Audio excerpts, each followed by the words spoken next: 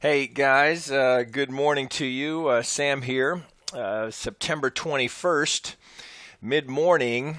Now, I'll tell you, I had just been planning to do a video on some new trades, but since we've had a bit of a breakdown here in the majors, I thought we'd revisit these and see if we can get a handle on what's happening here. Can we quantify it? Is it creating opportunity for us, potentially a trade setup? Or do we just want to sit on the sidelines? So let's start with Bitcoin.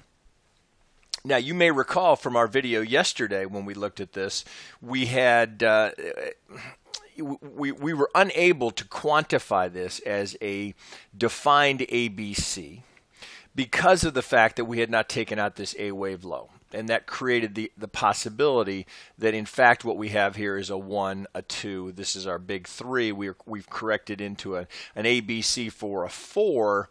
And now, potentially, what's happening here is we could be heading down again. Now, it becomes a matter of trying to quantify what we're seeing, right? Because we have a rule set.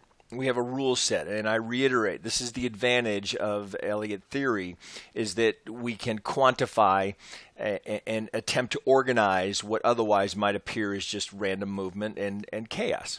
How can we organize it and quantify it within our rule set? Well, we now know that this has the potential to be a 1, and this is our big 3, our impulsive wave. We've got an ABC, which is counter trend, it's corrective, and now what appears to be happening is that we've got some sort of impulsive movement heading lower. So if this is our C wave, we have the possibility now that we've got a 1, 2, and we're heading down for a 3.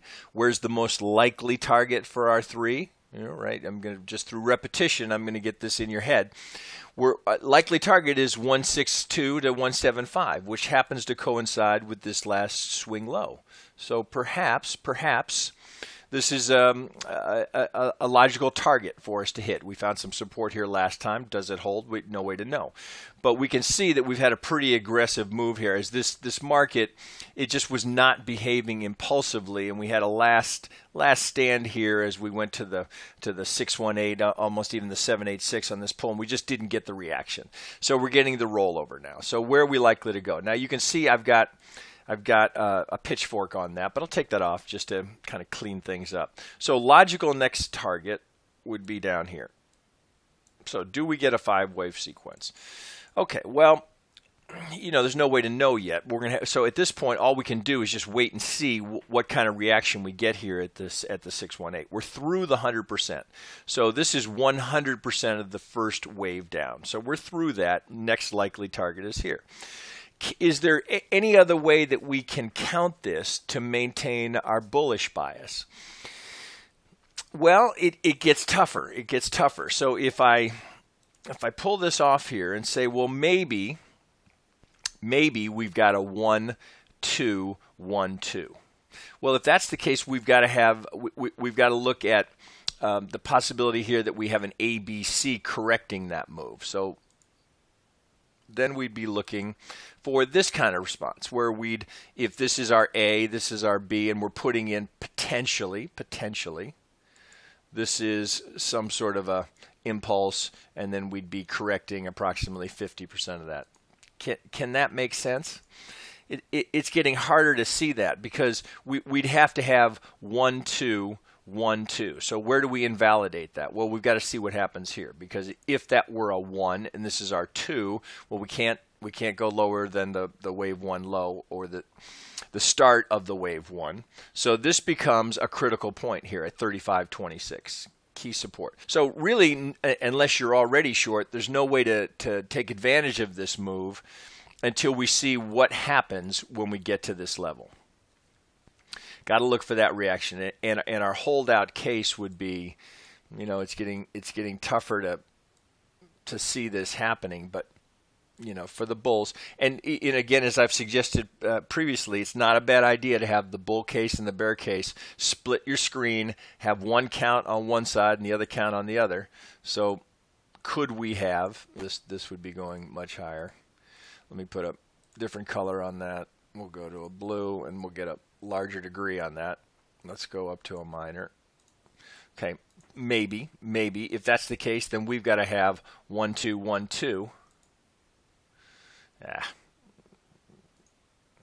Annoying feature of TradingView. Okay, how are we looking here?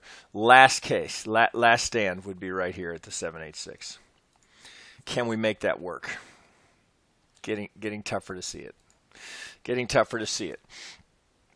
But we've got the possibility here that we've got 1 2 1 2 before we go up and move impulsively into some of these higher counts. So we just got to wait and see. There's no trade at the moment unless you're already short. Nothing to do but wait and see what kind of reaction we get here. 36.40, 36.50 to 60 in that range. And then the one that we're really looking for is this pivot low. What happens here? If we break that, then the bull count is invalidated and we're heading lower. All right, so let's go back over to Ethereum, take a look at that. So we had something similar here. We were more bullish here because of the possibility that we were heading up here to complete a 5 and put in the 1. So now it gets, again, it's, I'm going to take that off.